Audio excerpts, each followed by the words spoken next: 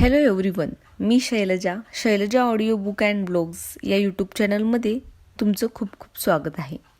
मी आज तुमच्यासमोर घेऊन आली आहे the power of your subconscious mind हे बुक. या पुस्तकाचे लेखक आहेत डॉक्टर जोसेफ मर्फी, मराठी अनुवाद विश्वास बरकडे, न्यू इरा पब्लिशिंग हाऊस. हे पुस्तक ऐकून खरोखरच तुमचं आयुष्य खूप बदलून जाणार आहे आणि तुमच्या आयुष्यात खूप छान इफेक्ट पडणार आहे. त्यामुळे नक्की हे ऑडिओ बुक तुम्ही नक्की ऐका. लेखक परिचय. डॉक्टर जोसेफ मर्फी यांचा जन्म आयर्लंडमध्ये झाला आणि नंतर ते अमेरिकेत स्थायिक झाले. मनोविज्ञान शास्त्रामध्ये PhD केल्यानंतर डॉक्टर मर्फींनी त्यांचा जास्तीत जास्त वेळ आशियाई धर्माचं अध्ययन करण्यात व्यतीत केला. या अभ्यासासाठी ते भारतातही येऊन गेले. विश्वाच्या प्रमुख धर्माच्या अध्ययनानंतर त्यांना असं आढळून आलं की संपूर्ण विश्वावर एकाच शक्तीचं राज्य आहे आणि ती शक्ती सर्वांमध्ये स्थित आहे. ती शक्ती म्हणजे अंतर्मनाची ताकद. डॉक्टर मर्फींवर उत्तर अमेरिकेतील नवविचार सिद्धांतांचा खूप परिणाम झाला. यानुसार आपल्या समस्यांचं उत्तर हे आपले आतच दडलेलं असतं. बाह्य घटकांमुळे आपले विचार बदलू शकत नाहीत. अधिक चांगलं जीवन जगण्यासाठी बाह्य परिस्थिती बदलण्याची नव्हे तर तुम्हाला तुमचं मन बदलण्याची गरज आहे. विकास करण्यासाठी अंतर्मनाच्या शक्तीचं सामर्थ्य वापरून तुम्ही परिवर्तन घडवून आणू शकता. चला तर power of your subconscious mind, Marathi अनुवाद विश्वास बरकडे. होय, या पुस्तकामुळे तुमच्या जीवनात चमत्कार घडू शकतात. वेगवेगळ्या क्षेत्रातल्या स्त्री पुरुषांच्या आयुष्यात चमत्कार घडल्याचं मी स्वतः पाहिलं आहे. तुम्ही तुमच्या अंतर्मनाच्या जादुई शक्तीचा वापर केलात तर असे चमत्कार तुमच्याही बाबतीत घडू शकतात.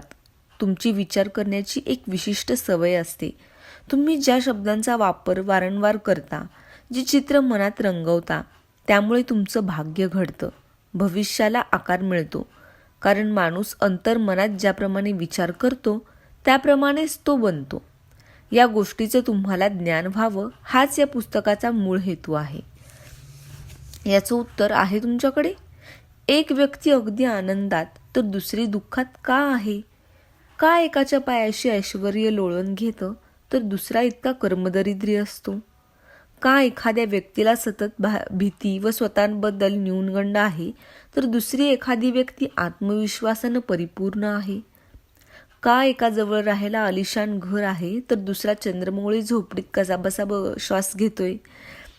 का एक व्यक्ती आयुष्यात कायमच यश संपादन करत आहे तर दुसरी आयुष्यभर मेहनत करून अपयशाच्या खोल दरीत चाचपडत आहे? का एका वक्ता असाधारण व लोकप्रिय आहे तर दुसरा अगदी सामान्य आणि लोकांचा नावडता आहे? का एक व्यक्ती तिच्या कामात किंवा व्यवसायात यशस्वी आहे तर आयुष्यभर कवाड कष्ट करूनही दुसऱ्या व्यक्तीच्या पदरात नेहमीच अपयश आहे? का एक व्यक्ती दुर्धर आजारातून लवकर बरी होते पण दुसरी साध्या आजारातून सुद्धा लवकर बरी होऊ शकत नाही? कितीतरी दयाळू, सद्गृहस्थ आणि धार्मिक लोक चांगलं कर्म करून सुद्धा शरीरानंच तसंच मनानं इतक्या यातना का भोगत आहेत? तर दुसरीकडे काही लोक वाईट वृत्ती आणि अधार्मिक असूनही यशाच्या आणि प्रगतीच्या पायऱ्या चढत स्वस्थ जीवन जगत आहेत. एखादा वैवाहिक जीवनाचा परिपूर्ण आनंद उपभोगतोय तर दुसरा विफल आणि दुःखी का आहे? तुमच्या अंतर्मनाच्या व बाह्य मनाच्या कार्यात या प्रश्नांची उत्तरं दडलेली आहेत का? होय, नक्कीच दडली आहेत. मी हे पुस्तक का लिहिलं? या व अशांसारख्या प्रश्नांच्या उत्तरांचा मला जो शोध लागला त्यात इतरांनाही सहभागी करून घ्यावं या इच्छेने मला हे पुस्तक लिहायला प्रेरित केलं. मनाच्या महान मूलभूत संकल्पना शक्य तितक्या सोप्या भाषेत स्पष्ट करण्याचा प्रयत्न मी येथे केला आहे. मनाच्या पायाभूत आणि आधारभूत नियमांना सहज सोप्या भाषेत मांडणं शक्य आहे असं मला खात्रीपूर्वक वाटतं. या पुस्तकाची भाषा ही तुमच्या रोजच्याच जगण्यातली आणि तुमच्या आजूबाजूला ऑफिसमध्ये व घरात वापरल्या जाणाऱ्या भाषेसारखीच आहे असं तुमच्या लक्षात येईल. तुमच्या आयुष्यातील शंका, कुशंका, दुःख, यातना आणि अपयश यांच्या गर्तेतून तुम्हाला वर काढण्यासाठी तुम्ही या पुस्तकाचा अभ्यास करावा. यात दिलेल्या तंत्रांचा वापर करून तुम्ही चमत्कारिक शक्तीला वश करू शकता अशी मला पूर्ण खात्री आहे. नव्हे ते तुम्ही करू शकालच. तुम्हाला तुमच्या ध्येयाप्रत नेण्यासाठी हे पुस्तक तुम्हाला मार्गदर्शन करेल, तुमच्या अडचणी सोडवेल, तुमच्या भावनिक आणि शारीरिक मर्यादा तोडून तुम्हाला स्वतंत्र करेल, तुमच्या आयुष्यात आनंद आणि शांती प्रदान करेल. तुमच्या अंतर्मनाची ही जादुई शक्ती तुमच्या कोणत्याही व्याधी आणि दुःखनी दूर करेल, तुम्हाला पूर्ववत ताकदवान आणि सक्षम बनवेल. तुमच्या आंतरिक शक्तीचा वापर कसा करायचा हे शिकत असताना आपोआपच तुमच्या लक्षात येईल की भीती नाहीशी होऊन तुम्ही अशा आदर्श जीवनात प्रवेश केला आहे ज्याला पॉलने ईश्वरच्या बालकांसाठी भव्य मुक्ती असं संबोधलं आहे. चमत्कार घडणाऱ्या शक्तीला स्वतंत्र करा, जागृत करा. आपल्या अंतर्मनाच्या शक्तीचा सहजपणे पटणारा पुरावा म्हणजे आपले आजार बरे करण्याची अंतर्मनाची क्षमता. अंतर्मनाच्या ह्या हिलिंग पॉवरचा म्हणजे आजारातून मुक्त करणाऱ्या शक्तीचा उपयोग करून मी बऱ्याच वर्षापूर्वी स्वतःच्या शरीरातली एक गाठ नाहीशी केली. अंतर्मनाच्या याच शक्तीनं मला घडवलं. माझ्या सगळ्या महत्त्वाच्या कृतींना आणि कार्यांना हीच शक्ती नियंत्रित करत आहे. मी जी तंत्र वापरली त्याचं सविस्तर वर्णन या पुस्तकात आहे. अंतर्मनाच्या अफाट शक्तीवर विश्वास ठेवायला नक्कीच त्यांचा उपयोग होईल, मला याची खात्री आहे. एका वयस्कर डॉक्टरांचा मी आभारी आहे. त्यांच्या मार्गदर्शनामुळेच मला ही गोष्ट जाणवली.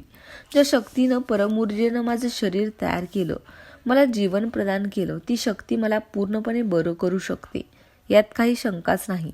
एक प्रचलित म्हणीनुसार डॉक्टर जखमेवर मलमपट्टी करतो, पण ईश्वरच ती जखम बरी करतो. भावपूर्ण प्रार्थना चमत्कार घडवून आणते. भावपूर्ण प्रार्थना करणं म्हणजे आपल्या बाह्यमनानं अंतर्मनाशी साधलेला संवाद असतो, जो आपल्या ध्येयाकडे वाटचाल करण्यासाठी आपल्याला बळ प्रदान करतो. आपल्यात असलेलं सामर्थ्य कसं ओळखायचं हे तुम्हाला या पुस्तकात शिकायला मिळेल. त्यामुळे तुम्हाला तुमचं ध्येय गाठण्यासाठी नक्कीच मदत होईल. तुम्हाला एक सुखी, समृद्ध व परिपूर्ण आयुष्य जगायचं आहे ना? तर रोजच्या जीवनातील अडचणी, व्यावसायिक समस्या सोडवण्यासाठी आणि कौटुंबिक नात्यांमध्ये सुसंवाद निर्माण करण्यासाठी अंतर्मनाच्या शक्तीला जागृत करून तिचा वापर करायला आजच सुरुवात करा. अंतर्मनाची शक्ती कशी कार्य करते हे समजून घेण्यासाठी हे पुस्तक वाचा.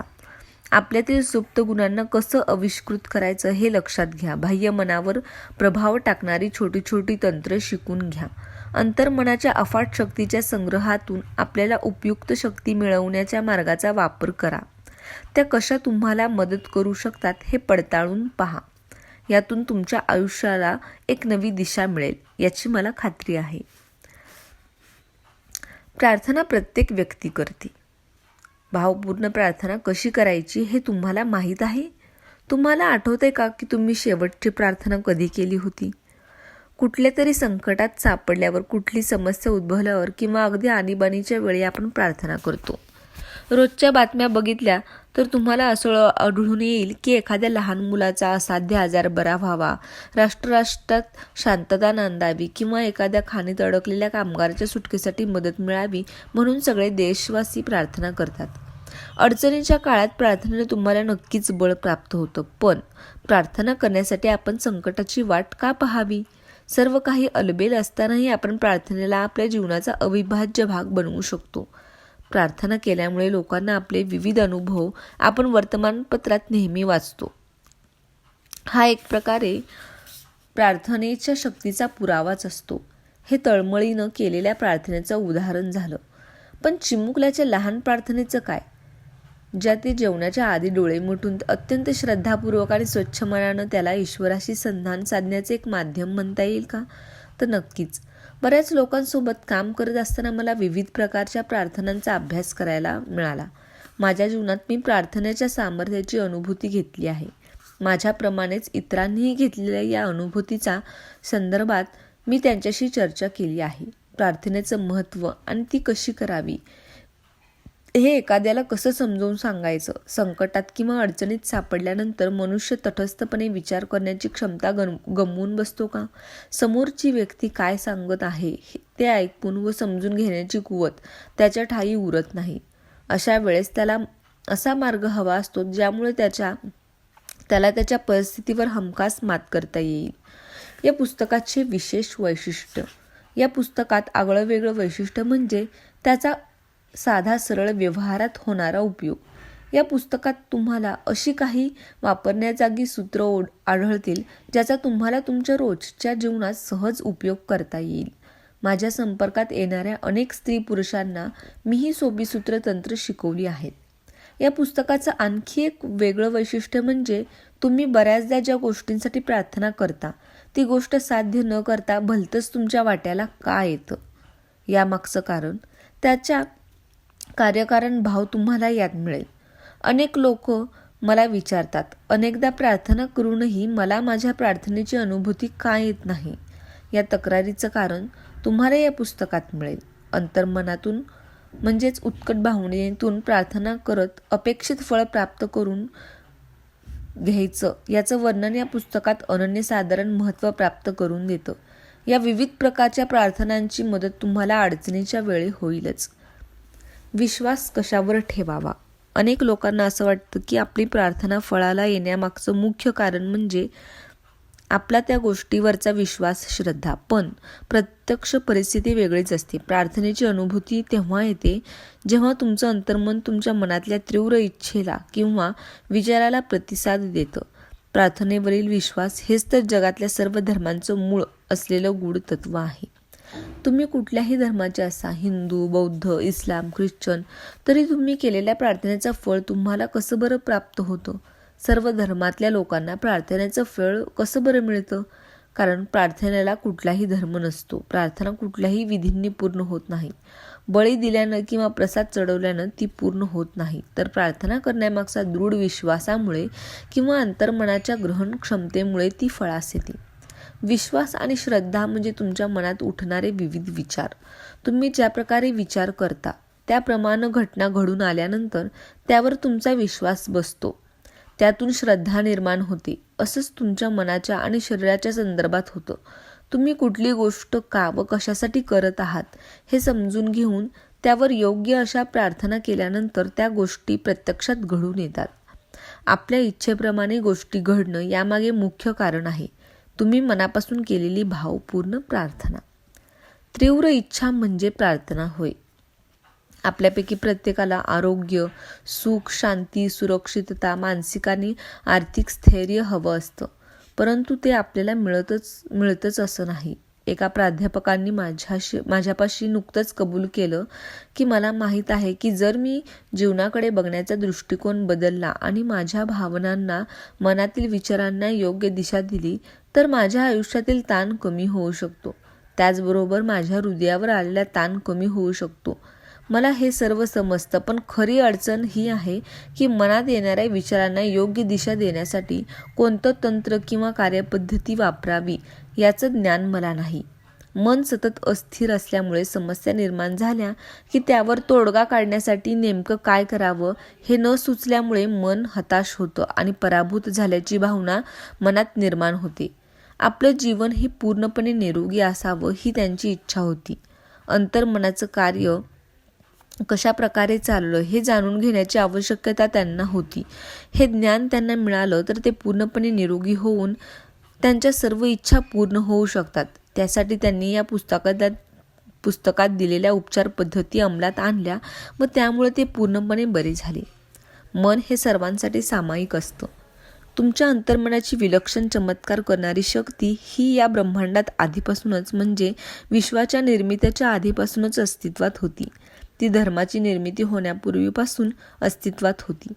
जीवनाचं महान तत्वज्ञान, शाश्वत सत्य आणि सिद्धांत हे धर्माच्या अस्तित्वापेक्षा खूपच पुरातन आहे. अंतर्मनाच्या अद्भुत शक्तीच्या साहाय्यानं तुम्ही तुमचं शारीरिकच नाही तर मानसिक आरोग्य देखील प्राप्त करू शकाल. तुमचा आत्मविश्वास वाढेल. दारिद्र्य, दुःख आणि अपयश हे तुमच्यापासून कोसो दूर पळतील.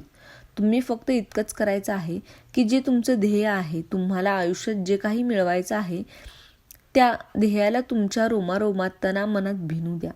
त्यामुळे अंतर्मनाची ताकद तुम्हाला त्या ध्येयापर्यंत पोहोचण्यासाठी सकारात्मक प्रतिसाद देईल. शुभम शीघ्रम. आजच नव्हे तर आत्ताच तुम्ही याला सुरुवात करा. त्या चमत्काराची अनुभूती घ्या. अखंड प्रयत्न करत राहा. प्रयत्न करा आणि प्रयत्न करतच राहा. अगदी तोपर्यंत प्रयत्नशील राहा जोपर्यंत मनातले नकारात्मक, अपयशाचे, नैराश्याचे विचार दूर होऊन तुम्हाला तुमचं यश सकाळच्या स्वच्छ सूर्यप्रकाशा इतकं स्पष्ट दिसत नाही. आजचा जो भाग मी कव्हर केला आहे तो फक्त इंट्रोडक्शन होतं. या बुकमध्ये एकूण 20 चॅप्टर आहेत आणि रोज एक चॅप्टर पर डे असं मी कव्हर करणार आहे. आणि तुम्हाला हे इंट्रोडक्शन आजचा भाग कसा वाटला हे मला कमेंटमध्ये नक्की सांगा. लाईक, शेअर आणि सबस्क्राईब करा प्लीज. थँक्यू.